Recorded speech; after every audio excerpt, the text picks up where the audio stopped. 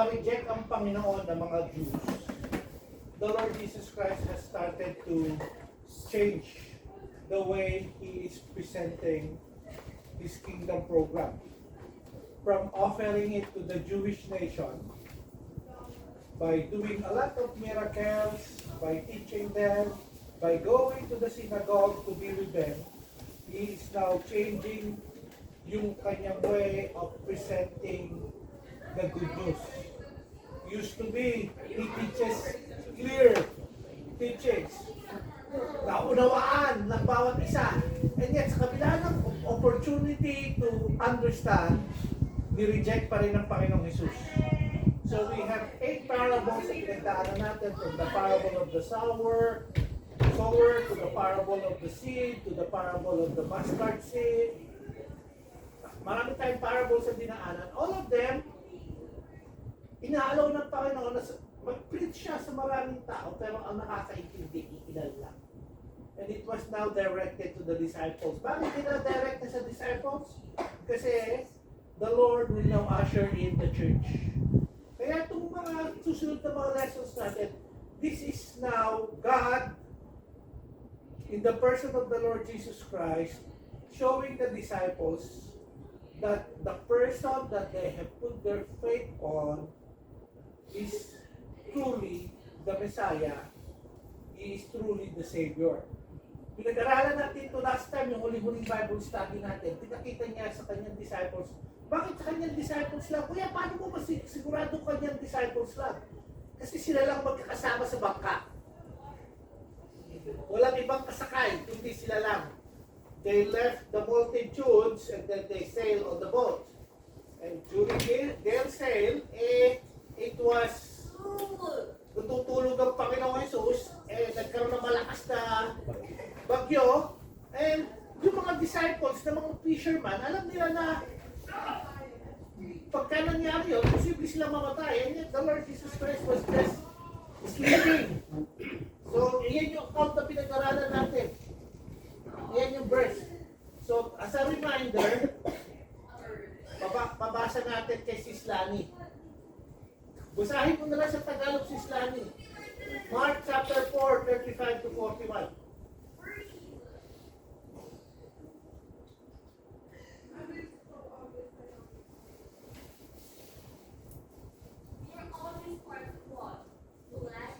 Chapter 4, 35 to 41.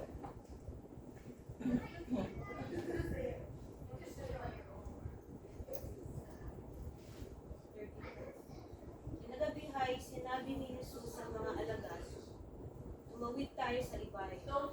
Kaya iniwan nila ang mga tao at sumakay sila sa bangkang sinasakyan ni Jesus upang tumawid ng lawa. May iba pang mga bangkang nakisabay sa kanila. Habang naglalayag, inabot sila ng malakas na bagyo, kaya't ang bangkang sinasakyan nila ay hinampas ng malalaking alon, at ito'y halos mapuno na ng tubig. Si Jesus ay natutulog noon sa may hulihan ng bangka, nakahilig sa isang unan. Inising siya ng mga alagad at sinabi, Guro, bali wala ba sa inyong papahamak kami? Umahan si Jesus at sinaway ang hangin. Tigil at sinabi sa lawa, tumahimik ka. Tumigil nga ang hangin at tumingit ang lawa. Pagkatapos, sinabi niya sa mga alagad, bakit kayo natatakot? Hanggang ngayon ba'y wala pa rin kayong pananampalataya? Natakot sila ng labis at lamangka. Sabi nila sa isa't isa, anong klaseng tao ito? Pati hangin at lawa ay sumusunod sa kanya. Yes, ganyan yung pinag-aralan natin. So we know na this group is yung mga disciples niya. And we know na yung kanyang mga disciples are mostly fishermen from Galilee. So, yun yung scenario. Alam natin, remember natin that ang question nila is, yung huli-huli sa verse 41, who then is this that even the wind and the sea obey Him? Sa pag-aaral natin na ito, we must remember that when He started to talk about His disciples, ang deklarasyon niya sa kanyang mga disciples, who are my brothers? They are the ones, and He waved His hand towards His disciples. Bakit? Sila yung mga nananampalataya sa Kanya. So the question is, why did the Lord ask, how is it that you have no faith? Actually, yung question na yan is, kung binasa nyo sa Luke, it's more like you still have little faith. Kasi, ang gagawin na ng Panginoon sa kanila is, He would start to show them that yung faith nyo is standing on a firm foundation. And who's that firm foundation? Jesus. Kasi, Siguro humanly speaking dahil. humanly speaking, kasi natatakot ka eh. And yet, kasi tatandaan nyo, disciples na lang ang kasama niya. And He is preparing His disciples for what? For the ministry ahead. Kasi nga, He's now, pagdating natin ng Matthew chapter 16, I will build my church. And He would use His disciples. Sila yung maglalay ng foundation.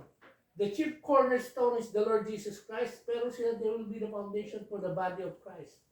Through them, kakalat ang mabuting balita. Saan ito mag-start? Pag binasa nyo Acts chapter 2, when the Holy Spirit would come upon you, you will be what? My witnesses both in Judea, Samaria, and to the uttermost part of the earth. Philippines, during this time, is an unknown place. New Zealand, lalo na. Una pa tayo na-discover kaysa sa New Zealand. Una pa Pilipinas, 1500 tayo eh. Ang New Zealand is 1800 eh. 1800 na, nauna na-discover ito ng mga Maori din, which is, hindi naman sila taga rito. They're also migrants. Most likely, they came from close to our place. Yun ang original eh. Kasi Pacific sila, no? Sabi nung iba, coming from Taiwan, Taiwan, Philippines during those times is magkakadikit lang yan. Yung mga Malay race, kaya ang kulay nila is very much like us. Tapos mahaluan sila ng Pacific na mga Samoans, kaya malalaki sila. So, ba't nandun na tayo? Kasi, yun yung gagawin ng mga apostles. Through them, the gospel will spread. But how can that spread?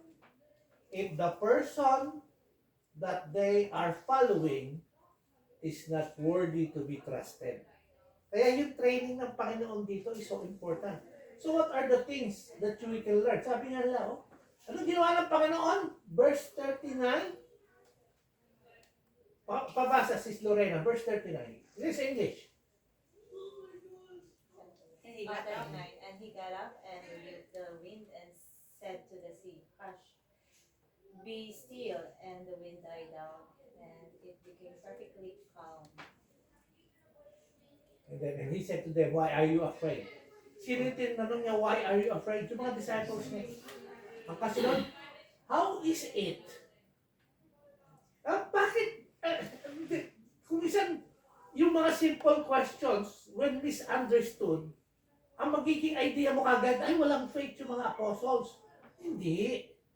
How is it? But how is it ang tanong? Hindi naman directly sinabi, you have no faith. Kundi, how is it? Bakit? Sa kabila ng sumusunod kayo sa akin, para pa rin wala kayong pananampalataya. That's why, sa ibang account, nung si Lucas sumulat, ang sabi niya, "Oh, you men of little faith." Kasi tinatanong ng Panginoon, parang kumbaga, nakita ni June, kung si June or ni Brother Erwin, nasa bangka sila, natatakot sila. Tumayo ang Panginoon, sinabihan ang unos, ang bagyo, "Shh! Be still," manahimik. O, ano nangyari? And the wind died down and it became perfectly calm.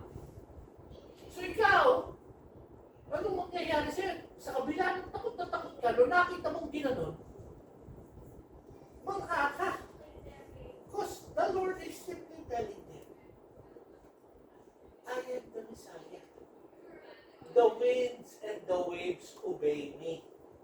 Bakit? Ang liliit ng pananampalataya, yung bakit yung how. Bakit? Ba't balik yung pananampalataya? May sumusunod na kayo sa akin. Sinabi niya na doon sa kanya sino ang aking mga kapatid?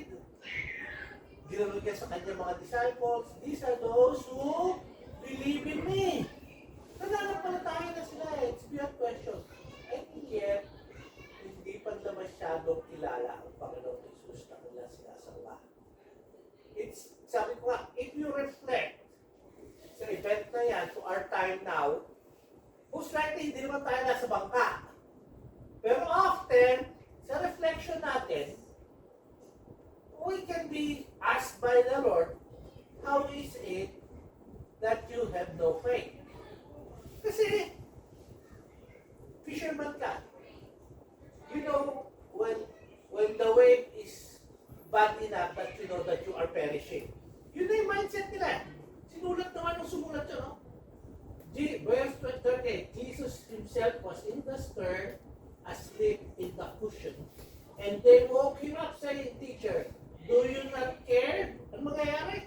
That we are perishing. Yung mindset. Ano sabi ng Panginoon? Andito ako.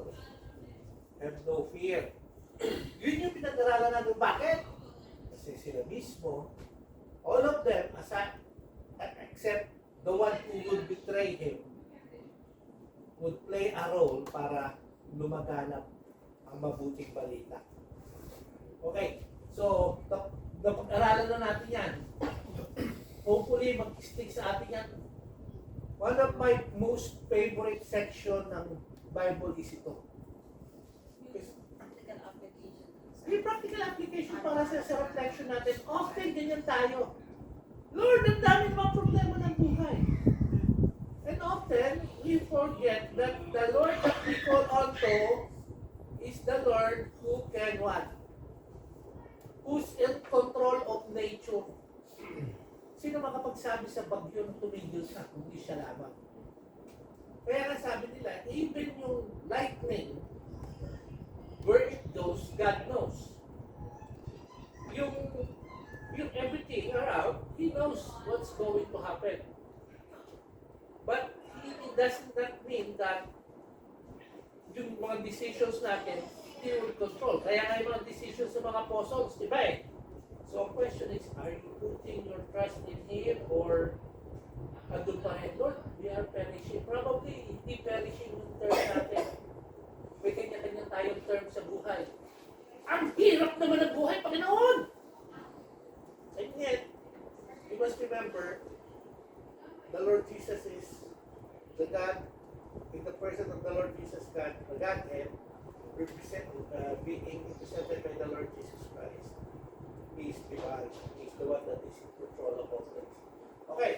Ngayon, papasahin natin, kasunod ng ating pagkaaral ngayon is, hindi lang,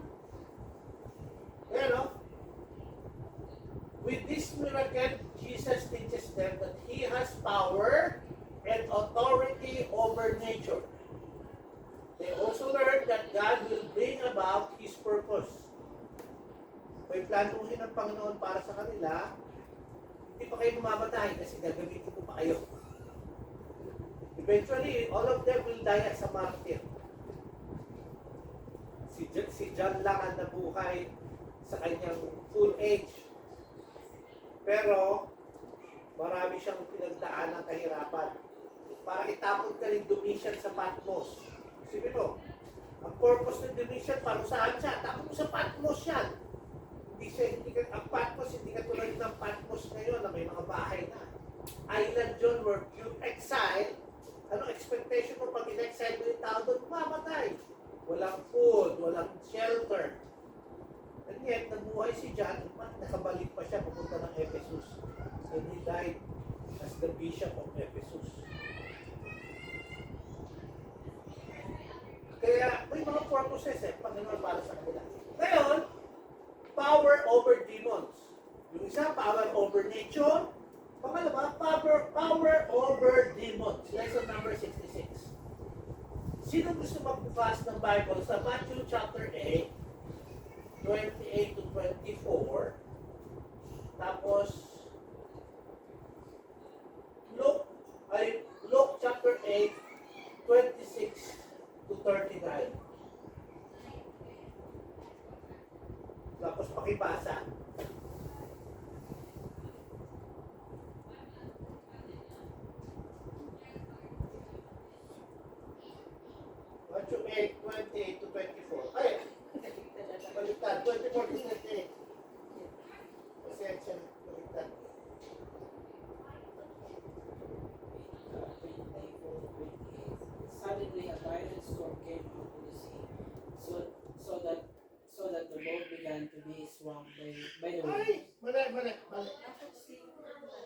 yan yung part pa rin ng account. Mark chapter 5 verses 1 to 20 na lang.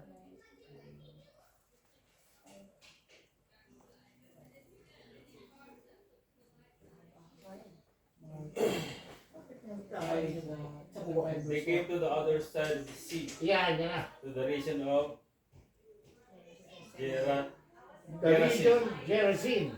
Gerazim of Garizim. Basta, Yeah. maraming pangalan yan. Oh. Iba-iba. Ginagamit siya ng maraming tao na sinasabi. Kung kita nyo, mali-mali yung account. Pag-aaralan natin yan, bahagi ng pag-aaral yan. Sige. Sige, The basahin mo na region bro. of the Gerizim. When Jesus got out of the boat, immediately a man from the tombs with an unclean spirit meets him. And the man lived in the tombs, and no one could bind him anymore, not even with chains. For he had often bound with shackles and with chains, and he tore the chains and broke the shackles into pieces, and no one was strong enough to subdue and tame him.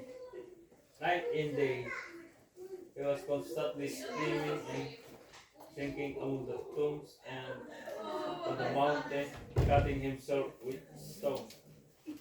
Seeing Jesus from a distance, he ran up and bowed down before him, and screaming with a loud voice, he said, "What business do we have in common with each other, Jesus, Son of the Most High God? I implore you, my God. I implore you by God, do not torment me." 8. For Jesus had been saying to him, "Come out of the man, you unclean spirit." He was asking him, "What is your name?" And he replied, "My name is Legion, for we are many." And he began begging him repeatedly not to send them out of the region. Now, there was a large herd of pigs grazing there on the mountain, and the demons begged him, saying, "Send us to the pigs, so that we may go into them." Jesus gave them permission, and the unclean spirit came out and entered the pigs. The herd, numbering about 2,000, rushed down the steep bank into the sea, and they were drowned in the sea. The herdsmen ran away and reported it in the city in the country, and the people came to see what had happened. They came to Jesus and saw the man who had been demon possessed sitting down, clothed and in his right mind, the man who had the legion, and they were frightened. Those who had been seen it described to the people what had happened to the demon possessed man and about the pigs. So the people began to beg with Jesus to leave the region. As he was stepping into the boat, the man who had been demon possessed was begging with him that he might go with him. Jesus did not let him, but said to him, "Go home to your family and tell them all the great things that the Lord has done for you and how he had mercy on you." So he went away and began to publicly proclaim that in Decapolis all the great things that Jesus had done for him, and all the people were astonished. Yun. Yun yung pasensya na. Matthew chapter 8, 28 to 34 siya. Okay? Mali yung hindi 24, hindi 28 to 34. Katugtong yan ang istorya nung sa boat. Kung makarating na sila, tandaan nyo, sumakay sila ng boat. Nagkaroon ng malakas na unos. Pinayapa ng pangalan yung unos. Ngayon, nung tumigil sila, nandun na sila sa kabila. Yan. Kaya nga ang pagkakasulat, when he had come to the other side, to the country of the Gerasenes. Yan. There met him two demon-possessed men coming out of the tombs, exceedingly fierce, so that no one could pass that way. yun yung account ni Matthew. Yan. And suddenly they cried out saying, "What have we to do with you, Jesus, you Son of God? Have you come to torment us before the time?"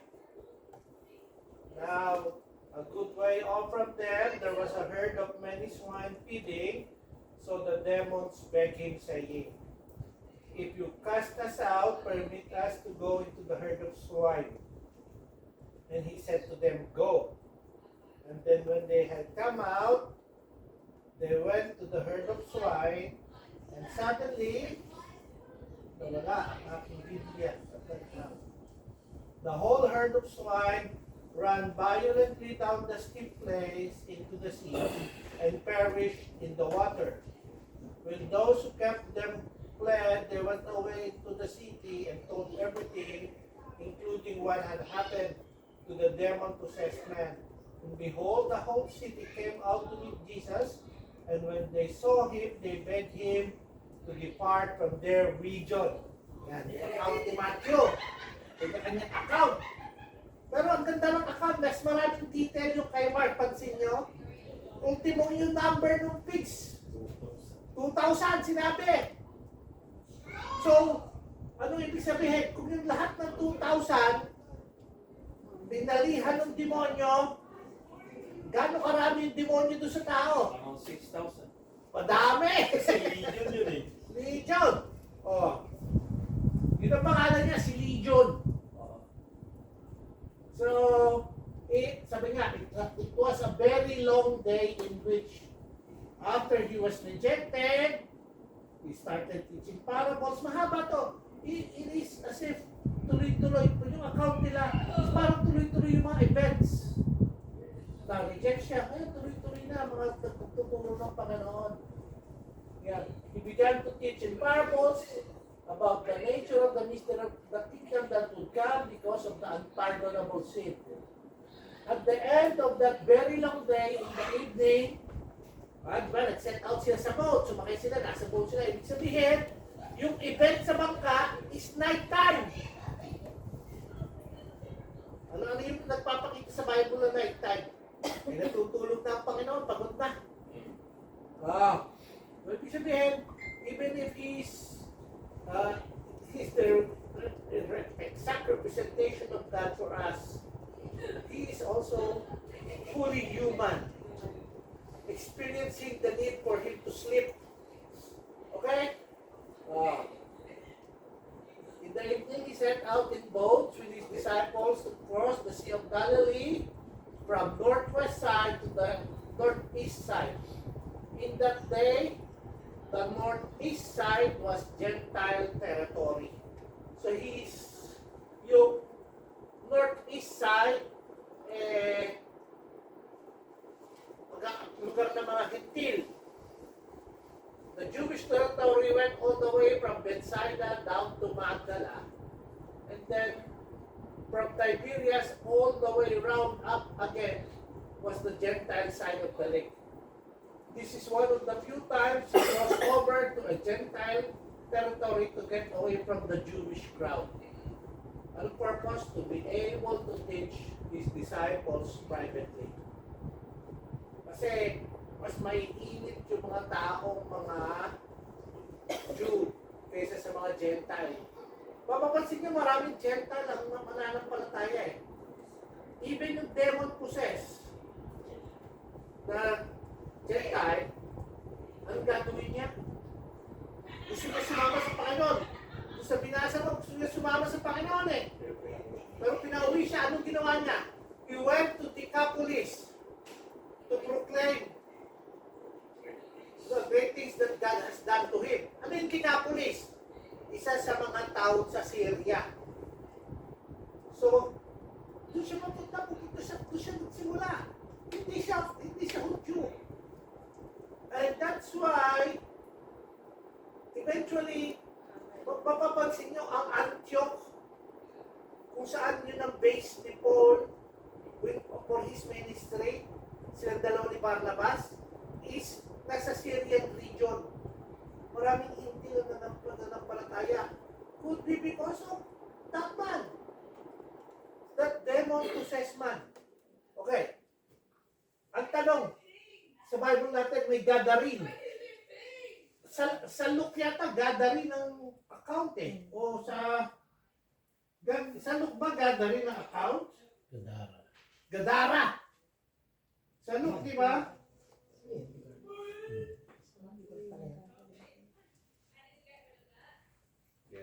Yung isa Gerasin, yung isa Gadarene.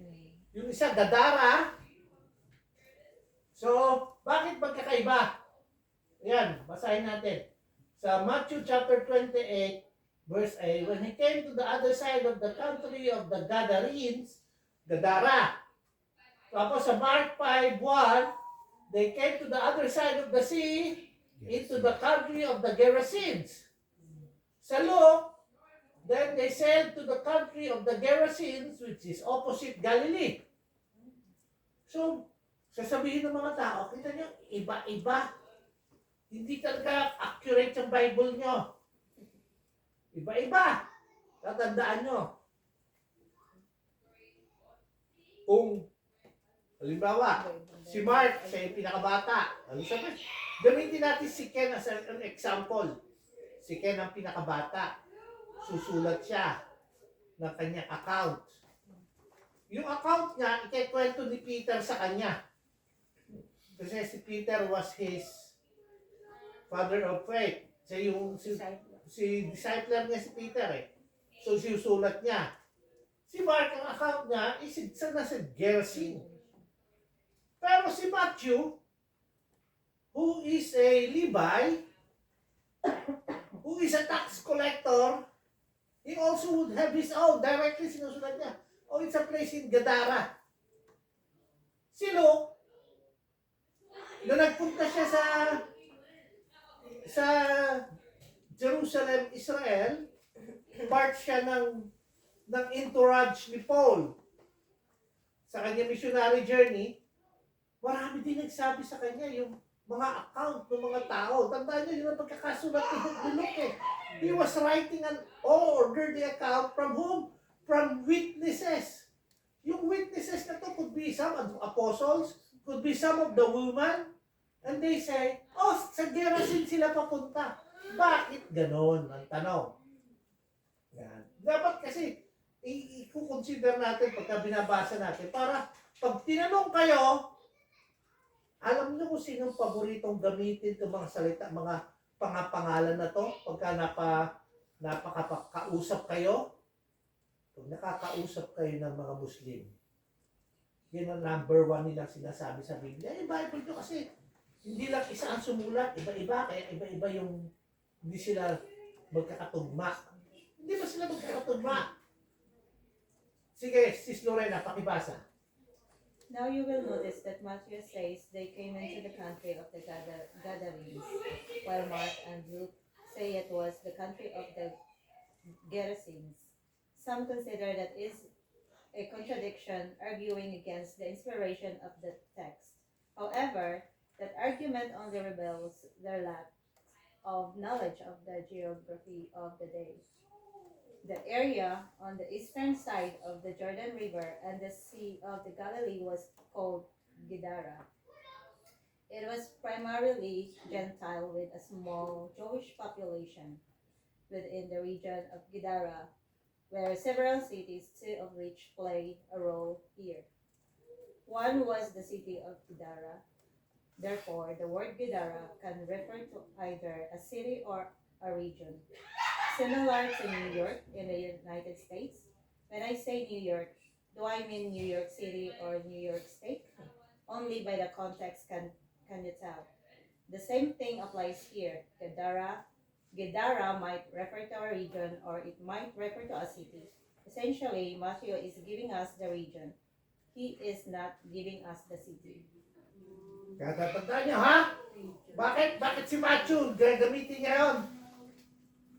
Ano ang role ni Matthew as a tax collector? Siya yung namamahala na nag-cross in between borders.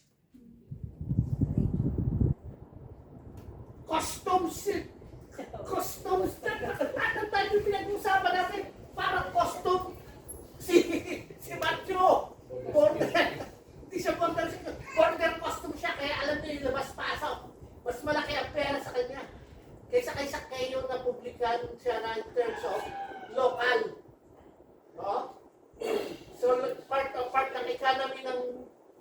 ng mga Hudyo goes through Matthew.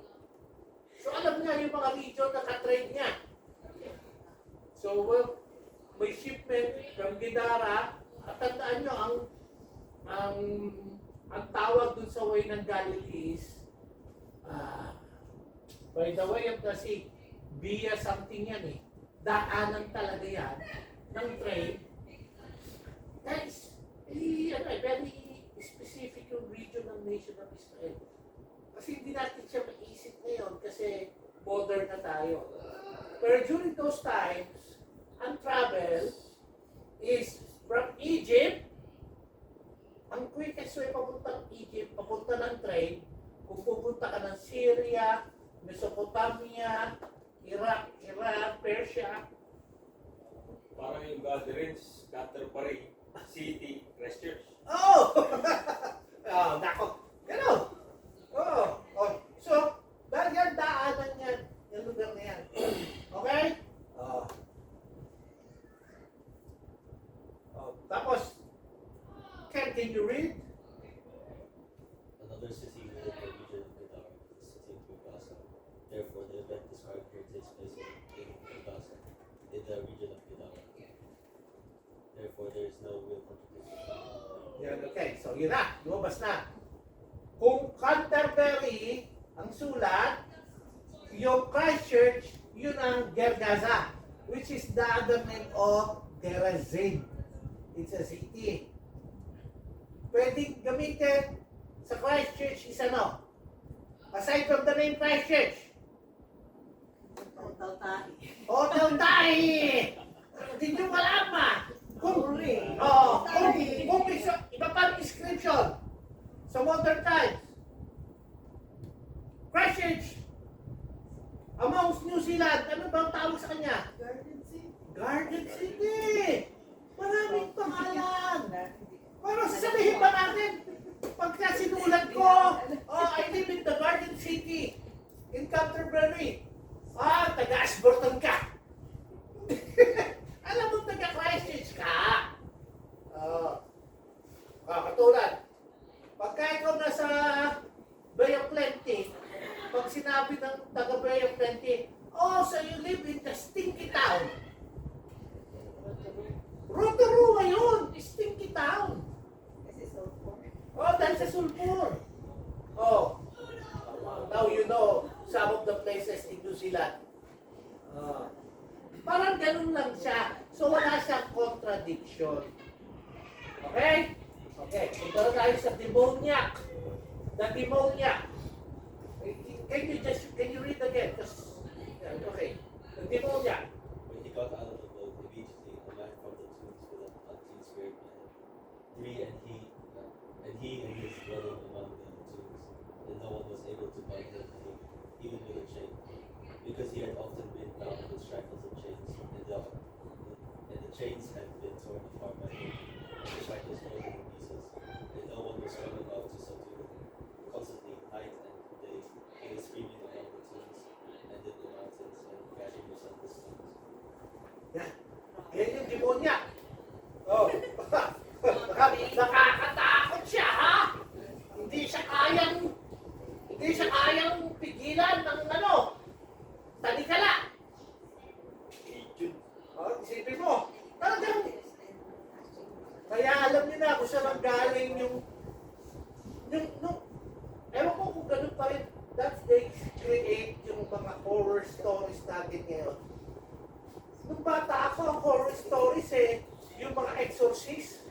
Nauso yan It was a genre ng... Inabot ko yung time mo ba yun? Naging time mo ba yun? Sis Malo? Napanood mo ba yung mga exorcist? Yung mga gano'n? Yung kahit na anong pigil nila, hindi na daw mapigilan. So strong. Sa Pilipinas, maraming ganitong events na nangyayari. Marami ito. Kasi marami. Meron kami na naibig. City Hall.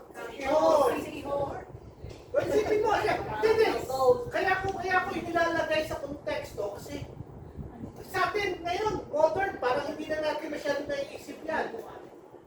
Pero nung nasa Pilipinas ako, meron kami kaibigan, nung nagpunta sila sa Karen tribe, Ang Karen isang tribe na galing Burma, na Myanmar na ngayon, nung nagkaroon ng civil war, yung Karen, parang sila yung na-displaced na community na sila yung, wala sila naging lugar. Hindi sila tinanggap ng Burma, pinalis sila, napunta sila sa may Thailand, Laos area, hindi rin sila tinatanggap. So nandun sila, marami nagkakatamatay. So naging target sila ng missions. So marami nagpupunta doon. May mga kilala kami, pati si Ate Linda nagpunta doon eh. Kinikwento sa akin ni Ate Linda. Tuwi daw pupuntahan nila yung Karen tribe. Nangingilabot daw sila, sakay sila sakay sila ng sasakyan. Magtra-travel sila doon, magdadal sila ng Bibles. Pag dumadaan daw yung sasakyan nila, ramdam mo daw yung mga puno, nagagano na, no? Tapos talagang may ang daming tao na mga nagiging restless, nagkikisayan sa kalsada na wala nang walang dahilan. Pinipigilan sila, tinatakot sila. Talaga doon, kung hindi sila parang gusto papasukin sa lugar. Pero pagdating mo sa Karen tribe, dahil sila yung tribe na walang tumatanggap, yung mga tao doon, may mga willing silang makinig. Kaya lang, hindi naman sila makausap na maayos kasi communication barrier. So nagdadala sila ng mga Bible na specifically sinulat for them. Both going in and out, kalaban mo talaga. Ganun. Parang ganyan lang, pag binabasa ko, sabi ko, real siya. And the disciples were, andun sila. Tandaan nyo, sila yung kasama sa barko, sa bangka, sila yung dumaong, sila yung nakakita. Ito yung nakita nila. Ito yung tao. Ha? Saan nakatira? Cemetery. Sa simeteryo. And he is what? With an unclean spirit. Matulog ka ba naman sa rityo? Constantly, night and day, he was screaming among the tombs and in the mountains and gushing himself with stones. Gaganon siya. Naglalaslas. Okay? Yan yung demoniac na confront ng Panginoon at ng mga apostles. Now, si Mark. Now, notice that although he has cast out demons before, we were simply told what a demon did. He made him blind, he made him dumb, and he made him deaf, and so on. Now, on this occasion, only after he himself has been accused of being demonized, for the first time we have a detailed description of extreme demonic state. And what he describes here is a very extreme form of demonism. Not all demonized people were as extreme as this. This is a situation where the one who has been accused of being demonized will now be facing a legion of demons, and this event shows that he has power over them, but they do not have power over him. Also, notice that Matthew records that there were 2 demon-possessed men, but both Mark and Luke choose to focus their attention on one of them. Okay. Yan. Bakit importante itong event na to for the disciples? Noong ang Panginoong Jesus, he was ministering to his fellow Jews. Ang mga pinagagaling niya is mga pipi, bingi, bulag, because of demon possession. First time nilang ma-experience itong klase.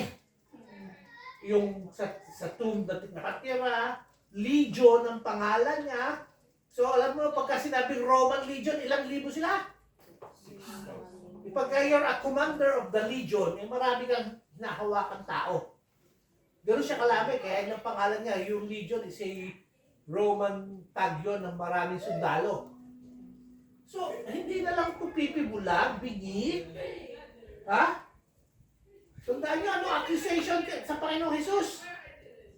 When the Jews rejected him, he has the spirit of Beelzebul, the king of demons. Now, showing his disciples that even the strongest demon has no power over him. Bakit hindi niya ginawa ito sa harap ng mga Hudyo? Kasi even if you do the, marami siyang ginawa as a sign, as the Messiah. Yun lang, di ba sila nakakapag-alis sila ng demon? Kaya lang, ang hindi na naalis na demon is yung pipipingi. Bakit? Hindi lang nakakausap. Ang Panginoon, pinagaling yung demon na may pipipingi, even without talking. And yet, anong ginawa ng mga Jew? He can do that because he's got the spirit of Beelzebul. The spirit of the demon, the prince of demons. Ngayon, ito na yung encounter niya. Ito naman. What demons now?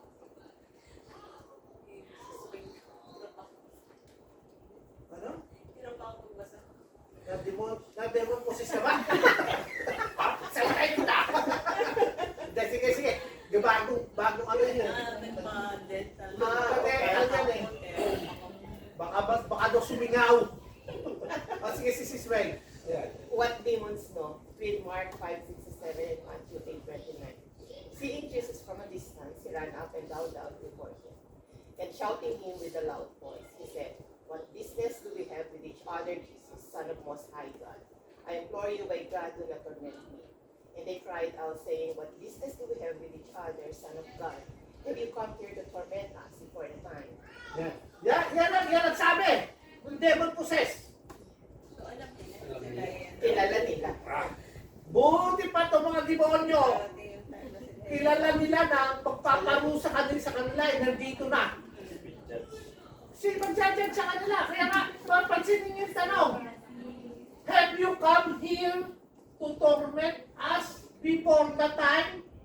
So they know their time of torment is coming. But nandito ka na. Are you going to torment us now? Parang ganun ang tanong. Wala pa kaming due date. In a sense, modern language. Lord, Jew na ba? Duty mo. Tapos, pansinin nyo how they address the Lord Jesus Christ. The Son of the Most High God. What business do we have with each other? Matapos siyang sabihan na meron siyang spirit of Beelzebul, the demons themselves would say, He is the Son of the Most High God. Ano ibig sabihin nun? He is the Messiah that you are waiting for. And He is the one that will torment us because He is the one that is promised. Anong promise sa Kanya? So, Genesis 3:15, and the seed of the woman will crush the seed of the serpent, and you will bruise the heel of the seed of the woman. Sino yung serpent? The devil. It is the Lord who will crush them. Ano lang magagawa lang sa Panginoon? You will just bruise. Kaya nga, He has to die. Kaya it would show that there is a sacrifice coming. Yan ang Panginoon Jesus. Sis, pagpatuloy basa. Here we see what demons commonly know. First of all, they have no problem recognizing who Jesus is. They recognize that He is the Messiah, the Son of the Most High God. Second, also notice that they know their future doom. In Matthew's account in verse 29, they say, "Have you come here to torment us before the time?" They know they are destined to go into the lake of fire at the appointed time. Originally, the lake of fire was not intended for fallen humanity, but for fallen angels. But now, it will also be for fallen humanity. So they recognize who Jesus is, and they also recognize their future.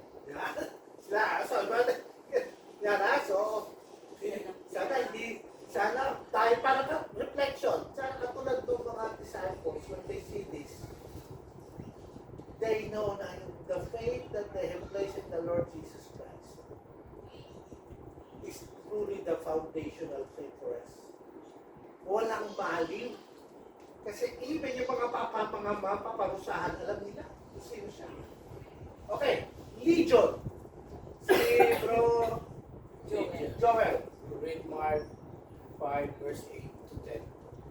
For he had been saying to him, "Come out of the man, you unclean spirit."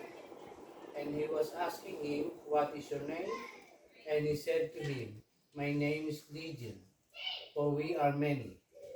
Here Jesus uses the traditional Jewish method for casting out demons. He asked them, "What is your name?" What is your name? And he says, "My name is Legion, for we are many." Notice the change of pronouns from my to we. A legion of demons was anywhere from 3,000 to 6,000. A small legion was 3,000 and full legion was 6,000.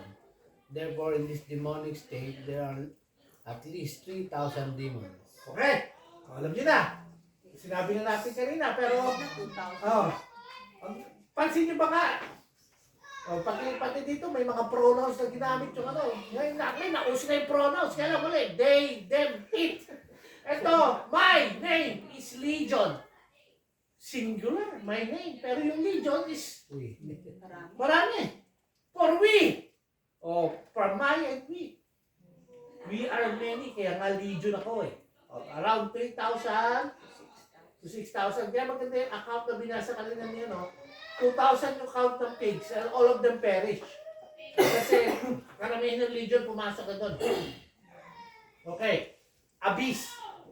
Si brother, ano? Gusto na kanina ng mahaba si brother Jude. They were imploring him not to command them to go away into the abyss. The abyss is a section of shoal of Hades and is a place for the temporary confinement of fallen angels or demons.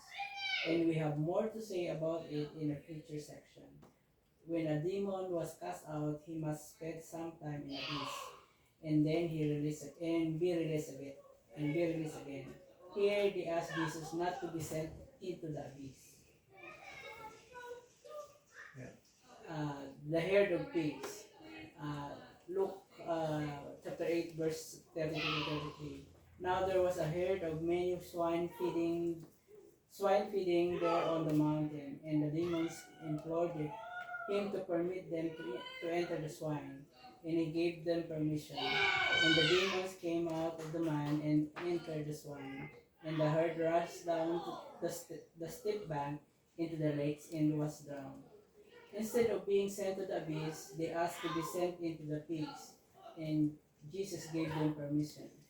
When the demons entered the pigs, they all ran into the Sea of Galilee in a mass suicide and drowned themselves. Why did he grant the demons' request? He was having compassion on them. The reason he allowed them to go into the pigs was not likely to be a compassion for them, but for the reaction of the herdsmen that found. Okay. Tayo. So, alam na natin yung event. Ha?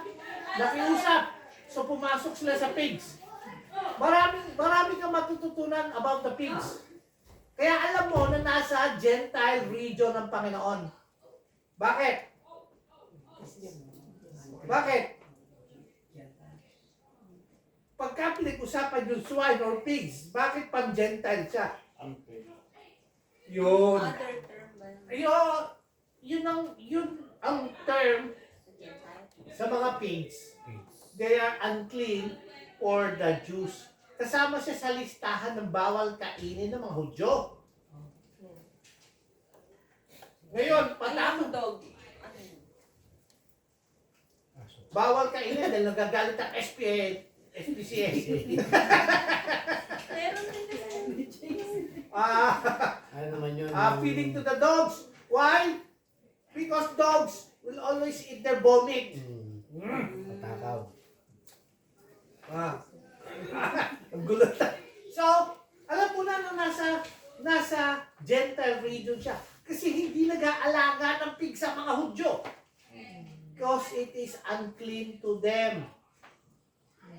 Okay? So, itong lugar na ito, hindi siya mga hindi. Bakit pinayagan ng Panginoon? Kasi alam ng Panginoon yung magiging reaction ng mga herdsman after this event. Galit sila. Yan, basahin natin. The result. Sis Malu.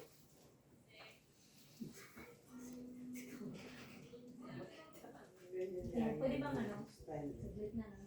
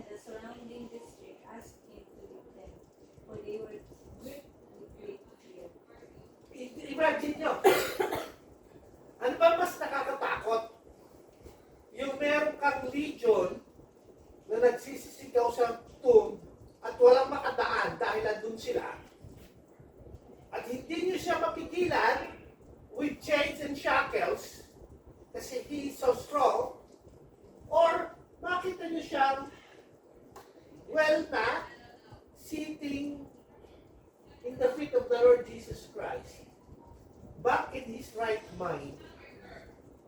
Nung makita niya, ang reaction ng mga tao, and they became frightened.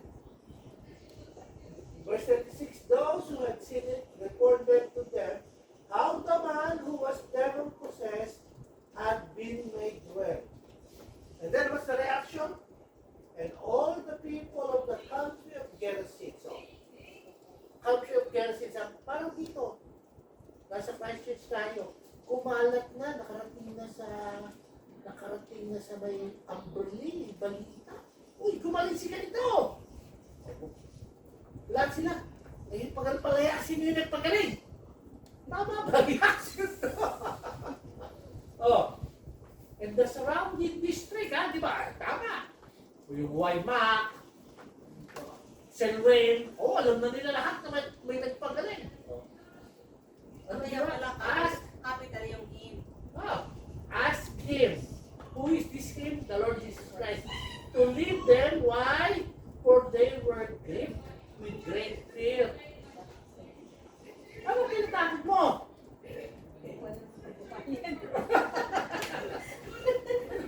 That he was able to make the demon possessed well, Hindi maniniwala yung tao sa or mga Jews. tandaan niya, mga Gentile, they have their own what? Religious beliefs. So, continuation, the struggle of righteousness and unrighteousness is continuous. Yung matuwid, ang tama, saka yung mga baloktot. Ayaw na mga katuwiran na nga yung ginawa ng Panginoon, magpagaling ka ng demon possessed, pero ayaw pa rin nila. They still rejected him. Ruth, pakibasa. Here. Naka-telescope din eh. You receive the results of this event. One, the herdsmen crowd and tell everything, both the city and the country. Two, the man for whom the demons had gone out was sitting down at the feet of Jesus, clothed and in his right mind. Three, all the people of the country of the Gerasene. in the surrounding district asked him to lead them, for they were gripped with grief. So, ikot ka ulit. Si Slani. Now read Luke chapter 8:37. And he got into a boat and returned. But the man from whom the demons had gone out was begging him that he might accompany him. But he sent him away, saying, return to your house and describe what great things God has done. So he went away, proclaiming throughout the whole city what great things Jesus had done. In verse 35, we saw the man sitting down at the feet of Jesus, looking at him with his right hand. This is a picture of the man listening to Jesus. Now, as Jesus is getting into the boat with him, the man begs Jesus to be allowed to accompany him. He wants to become a disciple of Jesus, but Jesus would not accept Gentile disciples at this time. He says in verse 20, go home to your people and report to them what great things the Lord has done for you, and how he had mercy on you. And he went away and began to proclaim in Decapolis what great things Jesus had done for him, and everyone was amazed. Decapolis was a union of 10 Greek-speaking Gentile cities, all of which were on the east side of the Jordan. Only one, Scythopolis, which in New Testament time was a Gentile city, was on the west side of the Jordan. Yan, ang ganda nangyayari doon sa kanya, no? Bakit hindi siya tinanggap? Gentile siya. But eventually, Gentile disciples would be accepted. Ha? So, sino yung unang-unang Gentile na nakakilala to the ministry of Apostle Peter? Si Cornelius. Cornelius came to know the Lord. Then, pagpunta ng Philippi, the woman from Thyatira. Tapos, marami ng halo-halo na mga Samaritans, half Jew, nakakilala na rin through the ministry of Philip. The Ethiopian eunuch, nakakilala na rin through the ministry of Philip.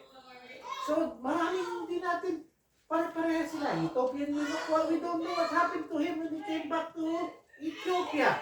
We don't know what happened to this guy.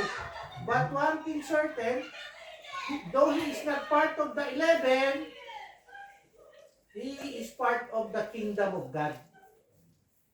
Kasi pinagaling na siya ng Panginoon.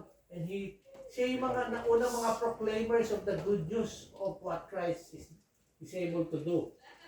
Okay? Oh. Sis Lorena. Two policies. We see two things here. At this point, Jesus is not accepting Gentile disciples.